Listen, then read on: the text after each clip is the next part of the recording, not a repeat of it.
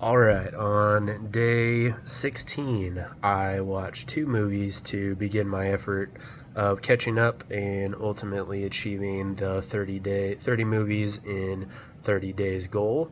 The first movie I watched on day 16 was 1989's, good year by the way, National Lampoon's Christmas Vacation, directed by Jeremiah Chechik. This is one of those Christmas classics that people put on every holiday, and is beloved by many. It's very much a traditional comfort food type of movie. I personally don't have a huge connection with this one. I've seen it maybe 2 times prior to this, so I did not go in with any sort of nostalgia goggles on, which probably affected my view of the movie in some ways. One of my biggest complaints about this movie is that it's basically three genres mashed up into one, which that's not to say that you can't have genre mashups, but it just doesn't work quite as well as I would like it to.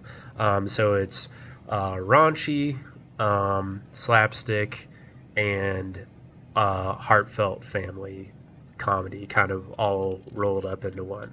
And again, they can coexist, but I don't feel like it fully lands. I feel like it can be jarring a lot of the time.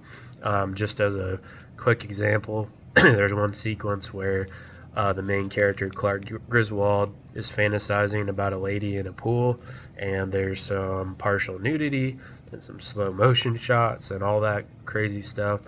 And it's immediately followed up by him having a heartfelt conversation with his niece about not getting Christmas presents and Santa Claus and all this kind of stuff. And it's just like, just didn't work for me personally.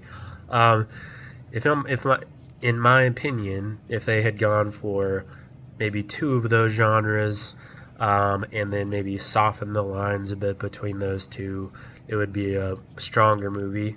And I did laugh a few times. There are some good bits. It's not without its charms for sure, but I just didn't really connect with it overall. And so I gave it a 1.5 over on Letterboxd. The connection to the last movie I watched, which was Naked Gun 2.5, which I can't remember if I talked about in the last video or not. I would say slapstick comedy is a pretty good commonality between those two movies. The second movie I watched on day 16 was The Cable Guy, which is a 1996 dark comedy, and contrasting with Christmas Vacation, directed by none other than Ben Stiller.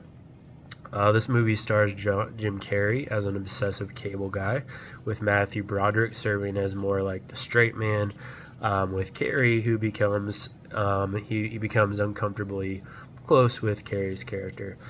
Early in this movie, everything is played mainly for laughs, and it works.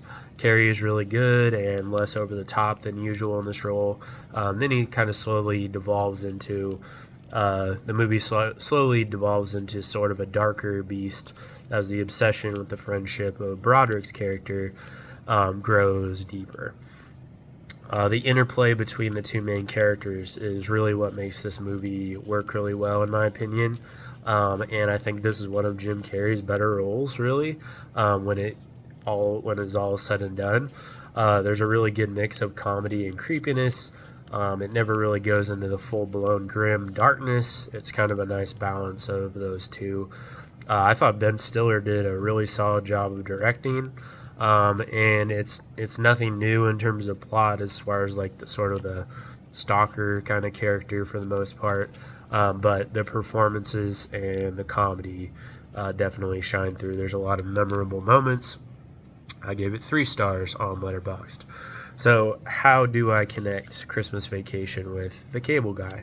I did a lot of thinking about that and couldn't come up with a whole lot other than the theme of electricity. Clark Griswold worked tirelessly for a good portion of Christmas Vacation with the lights on his house, and Chip Douglas in The Cable Guy is, well, the cable guy, which means he works with wires and electricity. So there's your connection, as tenuous as it may be. There's a connection. Anyway, the next movie up on the docket is The Big Lebowski. I'll see you then. Peace.